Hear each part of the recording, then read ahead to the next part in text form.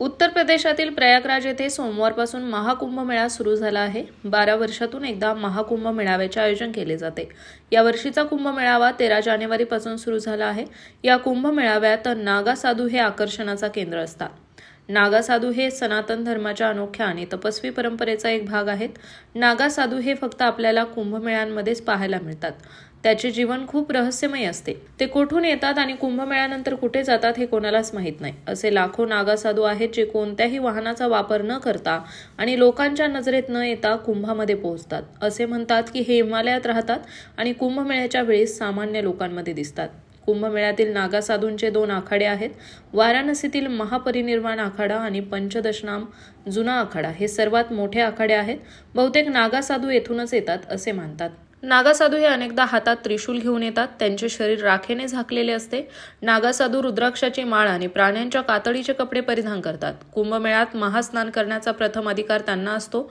त्यानंतर सर्व भाविकांना आंघोळ करण्याची परवानगी दिली जाते। कुंभमेळा संपल्यानंतर नागा साधू आपापल्या गूढ दुनियेत परत जातात।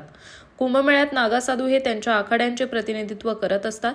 नंतर ते आपापल्या आखाड्यात परत जातात। भारताच्या विविध भागात आखाडे आहेत आणि हे नागा साधू तेथे ध्यान, साधना आणि धार्मिक शिकवणी देतात। नागा साधू हे त्यांच्या तपस्वी जीवनशैलीसाठी ओळखले जातात। कुंभमेळ्यानंतर अनेक नागा साधू हिमालय, जंगले, इतर शांत आणि निर्जन ठिकाणी ध्यान आणि तपश्चर्येसाठी निघून जातात।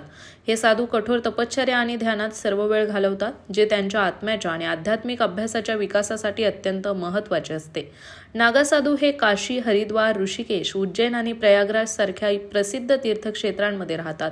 ही ठिकाणे त्यांच्यासाठी धार्मिक आणि सामाजिक उपक्रमांची केंद्रे मानली जातात। नागा साधू म्हणण्याची किंवा नागा साधूंना दीक्षा देण्याची प्रक्रिया केवळ प्रयागराज, नाशिक, हरिद्वार आणि उज्जैनच्या कुंभमेळाव्यामध्येच होते। पण त्यांना वेगवेगळ्या पद्धतीचे नागा म्हटले जाते।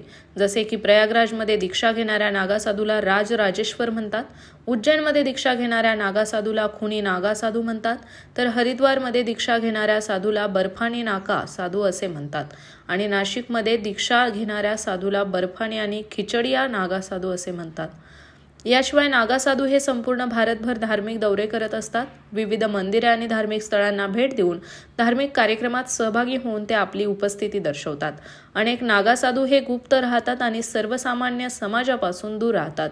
त्यांच्या आध्यात्मिक साधना आणि जीवनशैली ही त्यांना समाजापासून वेगळं आणि स्वतंत्र बनवते। तर मंडळींनो, तुम्हाला हा व्हिडिओ आवडला असेल तर व्हिडिओला लाईक करा, शेअर करा आणि असेच माहितीपूर्ण व्हिडिओ पाहण्यासाठी स्प्रेड इटला सबस्क्राईब करा।